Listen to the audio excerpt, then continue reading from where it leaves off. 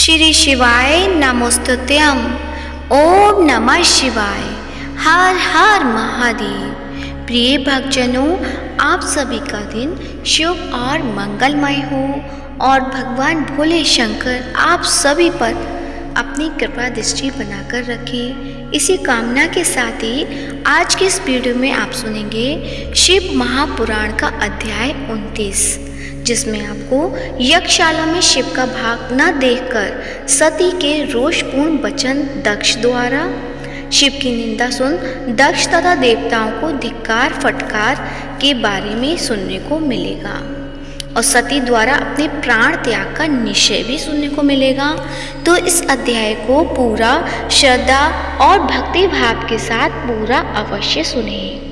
ब्रह्मा जी कहते हैं, नारद, दक्ष कन्या सती उस स्थान पर गईं जहाँ वह महान प्रकाश से युक्त यज्ञ हो रहा था।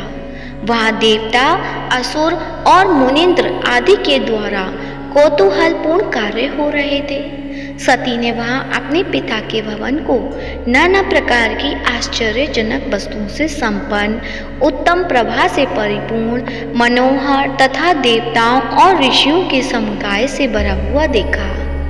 देवी सती भवन के द्वार पर जाकर खड़ी हुई और अपने वाहन नंदी से उतरकर अकेले ही शीघ्रतापूर्वक यज्ञशाला के भीतर चली गई। सती को आई देख उनकी यशस्विनी माता वीरणी ने और बहनों ने उनका यथोचित आदर सत्कार किया, परंतु दक्ष ने उन्हें देखकर भी कुछ आदर नहीं किया तथा उन्हीं के भय से शिव की माया से मोहित हुए दूसरे लोग भी उनके प्रति आदर का भाव न दिखा सके।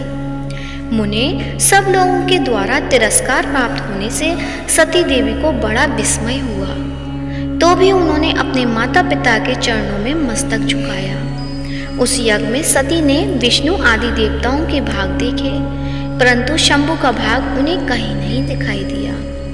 तब सती ने दुस्सह क्रोध प्रकट किया। वे अपमानित होने पर भी रोष से भरकर सब लोगों की ओर क्रूर दृष्टि से देखती और दक्ष को जलाती हुई सी बोली। सती ने कहा, प्रजापति, आपने परम मंगलकारी भगवान शिव को इस यज्ञ में क्यों नहीं बुलाया, जिनके द्वारा यह संपूर्ण चराचर जगत पवित्र हो जाता है, जो स्वयं ही यज्ञ वेताओं में श्रेष्ठ, यज्ञ के अंग, यज्ञ की दक्षिणा और यज्ञकर्ता यजमान है। उन भगवान शिव के बिना यज्ञ की सिद्धि कैसे हो सकती है? अहो, जिनके स्मरण करने मात्र से सब कुछ पवित्र हो जाता है, उन्हीं के बिना किया हुआ यह सारा यज्ञ अपवित्र हो जाएगा। दिव्य मंत्र आदि, हव्य और कव्य, ये सब जिनके स्वरूप हैं, उन्हीं भगवान शिव के बिना इस यज्ञ का आरंभ कैसे किया गया? क्या आपने भगवान शिव को सामान्य देवता समझकर उनका अनादर किया है? आज आपकी बुद्धि भ्रष्ट हो गई है, इसलिए आप पिता होकर भी मुझे अधम हुच रहे हैं। अरे, ये विष्णु और ब्रह्मा आदि देवता तथा मुनि अपने प्रभु भगवान शिव के आए बिना इस यज्ञ में कैसे चले आए? ऐसा कहने के बाद शिव स्वरूपा परमेश्वरी सती ने भगवान विष्णु, ब्रह्मा, इंद्र आदि सब देवताओं तथा समस्त ऋषियों को बड़े कड़े शब्दों में फटकारा। ब्रह्मा जी कहते हैं, नारद, इस प्रकार क्रोध से भरी हुई जगदम्बा सती ने वहाँ व्यथित हृदय से अनेक प्रकार की बातें कही। श्री विष्णु आदि समस्त देवता और मुनि जो वहाँ उपस्थित थे, सती की बात सुनकर चुप रह गए। अपनी पुत्री के वैसे वचन सुनकर कुपित हुए दक्ष ने सती की ओर क्रूर दृष्टि से देखा और इस प्रकार कहा। दक्ष बोले, भद्रे, तुम्हारे बहुत कहने से क्या लाभ? इस समय यहाँ तुम्हारा कोई काम नहीं है। तुम जाओ या ठहरो, यह तुम्हारी इच्छा पर निर्भर है। तुम यहाँ आई ही क्यों? समस्त विद्वान जानते हैं कि तुम्हारे पति शिव अमंगल रूप है। वे कुलीन भी नहीं है, वेद से बहिष्कृत है और भूतों, प्रेतों तथा पिशाचों के स्वामी हैं। वे बहुत ही कुवेश धारण किए रहते हैं। इसलिए रुद्र को इस यज्ञ में नहीं बुलाया गया है। बेटी, मैं रुद्र को अच्छी तरह जानता हूँ, अतः जानबूझकर ही मैंने देवर्षियों की सभा में उनको आमंत्रित नहीं किया है। रुद्र को शास्त्र के अर्थ का ज्ञान नहीं है, वे उद्दंड और दुरात्मा है। मुझ मूढ़ पापी ने ब्रह्मा जी के कहने से उनके साथ तुम्हारा विवाह कर दिया था, अतः सुचिस्मिते तुम क्रोध छोड़कर शांत हो जाओ। इस यज्ञ में तुम आ गई हो तो स्वयं अपना भाग ग्रहण करो। दक्ष के ऐसा कहने पर उनकी त्रिभुवन पूजिता पुत्री सती ने शिव की निंदा करने वाले अपने पिता की ओर जब दृष्टिपात किया तब उनका रोष और भी बढ़ गया। वे मन ही मन सोचने लगी कि अब मैं शंकर जी के पास कैसे जाऊंगी। यदि शंकर जी के दर्शन की इच्छा से वहां गई और उन्होंने यहाँ का समाचार पूछा तो मैं उन्हें उत्तर क्या दूंगी।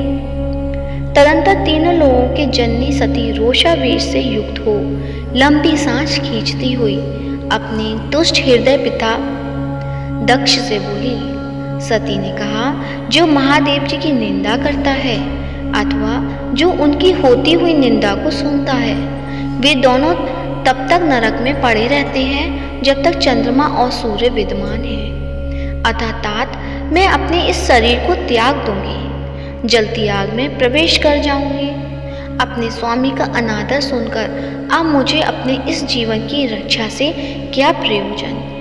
यदि कोई समर्थ हो तो वह स्वयं विशेष यत्न करके शंभु की निंदा करने वाले पुरुष की जीभ को बलपूर्वक काट डाले, तभी वह शिव निंदा श्रवण के पाप से शुद्ध हो सकता है। इसमें संशय नहीं है। यदि कुछ कर सकने में असमर्थ हो तो बुद्धिमान पुरुष को चाहिए कि वह दोनों कान बंद करके वहां से निकल जाए। इससे वह शुद्ध रहता है, दोष का भागी नहीं होता, ऐसा श्रेष्ठ विद्वान कहते हैं। इस प्रकार धर्म नीति बताने पर सती को अपने आने के कारण बड़ा पश्चाताप हुआ। उन्होंने व्यथित चित्त से भगवान शंकर के वचन का स्मरण किया। फिर सती अत्यंत कुपित हो दक्ष से, उन विष्णु आदि समस्त देवताओं से तथा मुनियों से भी निडर होकर बोली। सती ने कहा, तात तुम भगवान शंकर के निंदक हो, इसके लिए तुम्हें पश्चाताप होगा। यहाँ महान दुख भोगकर अंत में तुम्हें यातना भोगनी पड़ेगी। इस लोक में जिनके लिए ना कोई प्रिय है ना अप्रिय, उन निर्वैर परमात्मा शिव के प्रतिकूल तुम्हारे सिवा दूसरा कौन चल सकता है। जो दुष्ट लोग हैं वे सदा ईर्ष्या पूर्वक यदि महापुरुषों की निंदा करें तो उनके लिए यह कोई आश्चर्य की बात नहीं है। परंतु जो महात्माओं के चरणों की रज अपने अज्ञान धकार को दूर कर चुके हैं, उन्हें महापुरुषों की निंदा शोभा नहीं देती। जिनका शिव यह दो अक्षरों का नाम कभी बातचीत के प्रसंग से मनुष्य की वाणी द्वारा एक बार भी उच्चारित हो जाए, वह संपूर्ण पाप राशि को शीघ्र ही नष्ट कर देता है। उन्हीं पवित्र कीर्ति वाले निर्मल शिव से तुम द्वेष करते हो। आश्चर्य है, वास्तव में तुम अशिव रूप हो। महापुरुषों के मन रूपी मधुर कर ब्रह्मानंदमय रस का पान करने की इच्छा से जिनके सर्वादायक चरण कमलों का निरंतर सेवन किया करते हैं, उन्हीं से तुम मूर्खतावश द्रोह करते हो। जिन्हें तुम नाम से शिव और काम से अशिव बताते हो, उन्हें क्या तुम्हारे सिवा दूसरे विद्वान नहीं जानते। ब्रह्मा आदि देवता सनक आदि न मुनि तथा अन्य ज्ञानी क्या उनके स्वरूप को नहीं समझते। उदार बुद्धि भगवान शिव जटा फैलाए कपाल धारण किए शमशान में भूतों के साथ प्रसन्नता पूर्वक रहते तथा भस्म एवं नर मुंडों की माला धारण करते हैं। इस बात को जानकर भी जो मुनि और देवता उनके चरणों से गिरे हुए निर्माल्य को बड़े आदर के साथ अपने मस्तक पर चढ़ाते हैं, इसका क्या कारण है। यही कि वे भगवान शिव ही साक्षात परमेश्वर हैं। दो प्रकार के कर्म बताए गए हैं। मनीषी पुरुषों को उनका विचार करना चाहिए। वेद में विवेचन पूर्वक उनके रागी और विरागी 2 प्रकार के अलग अधिकारी बताए गए हैं।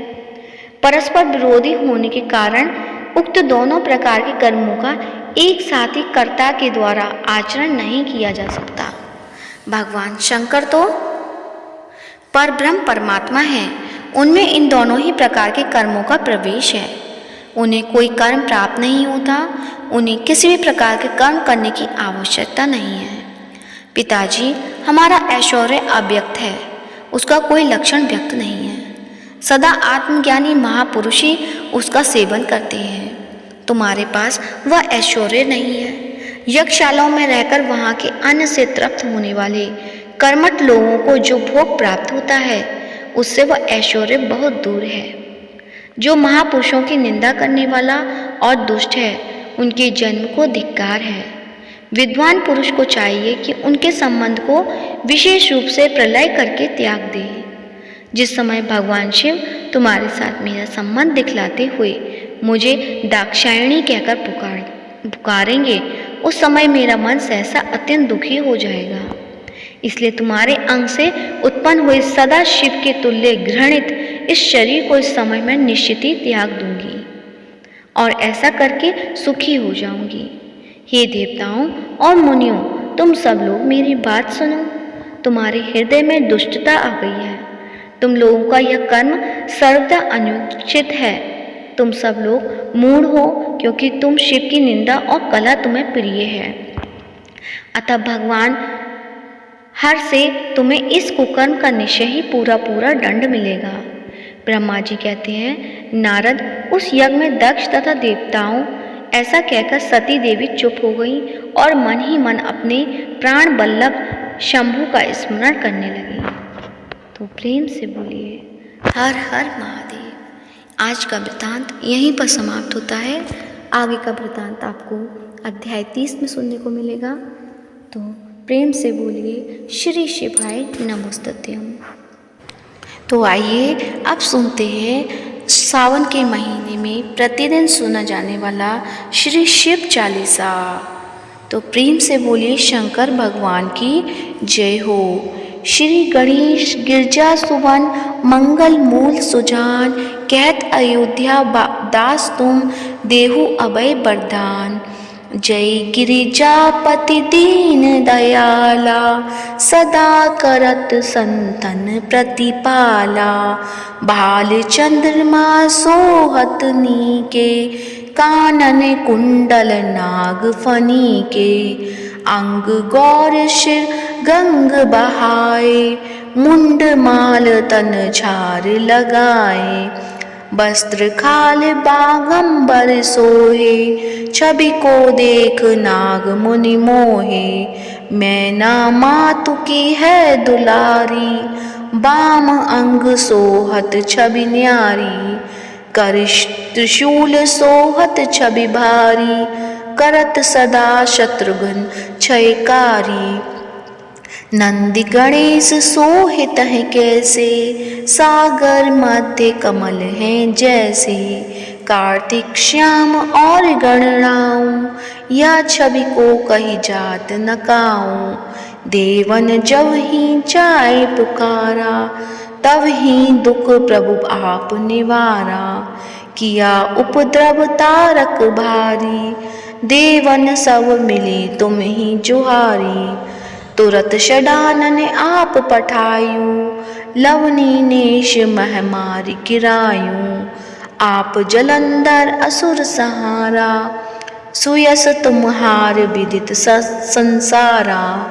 त्रिपुरासुर सन युद्ध मचाई, सब ही कृपा कर लीन बचाई।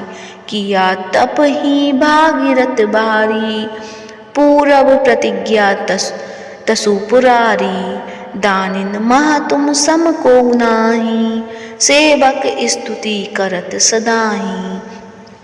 वेद नाम महिमा तब गाई, अगत अनादि वेद नहीं पाई। प्रकट उदधि बंधन में ज्वाला, जरा सुरासुर भय हो बिरहाला। कीन दया तह करी सहाई, नीलकंठ तव नाम कहाई। पूजन रामचंद्र जब कीना, जीत के लंक विभीषण दीना। सहस कमल में हो रहे धारी, कीना परीक्षा तब ही पुरारी। एक कमल प्रभु राख्यों जोई, कमल नयन पूजन चह सोई। कठिन भक्ति देखी प्रभु शंकर, भय प्रसन्न दिए इच्छित वर। जय जय जय अनंत अविनाशी, करत कृपा सबके घटवासी। दुष्ट सकल नित मोहि सतावे, भ्रमत रहे मोहि चैन न आवे। त्राहि त्राहि मैं नाथ पुकारो, यही अवसर मोहि आन उबारो। ले त्रिशूल शत्रुघ्न को मारो, संकट से मोहि आन उपारो। मातु पिता भ्राता सब कोई, संकट में पूछत नहीं कोई। स्वामी एक है आस तुम्हारी, आए हरहु अब संकट वारी।